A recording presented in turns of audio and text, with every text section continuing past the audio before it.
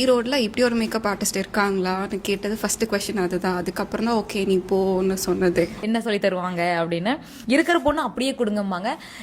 நீங்கள் சொல்கிற மாதிரி எண்ட் ஆஃப் த செஷன் தான் வந்து தெரியும் உங்களுக்கு. பட் ஆனால் அது யாருமே வந்துட்டு அவ்வளோ நேரம் வெயிட் பண்ணுறதுக்கான பொறுமை யாருக்குமே இல்லை.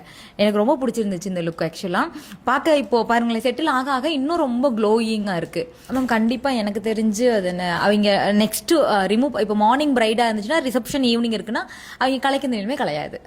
உங்களோட கிளாஸ்லாம் நல்லாயிருக்கும் அப்படின்னு சொல்லிட்டு இன்னொரு மேக்கப் ஆர்டிஸ்ட் சொல்லியிருந்தாங்க.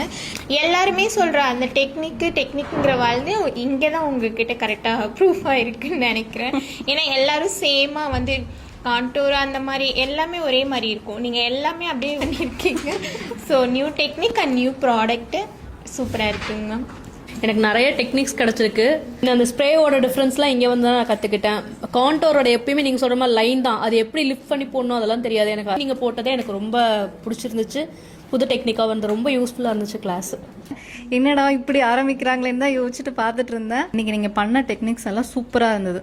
வந்துடும் அப்படிங்கிற கான்ஃபிடென்ட் வந்துருச்சு. சூப்பராக இருந்தது. ஸ்டெப்ஸ் எல்லாமே சூப்பராக இருந்தது. எனக்கு ரொம்ப பிடிச்சிருந்தது.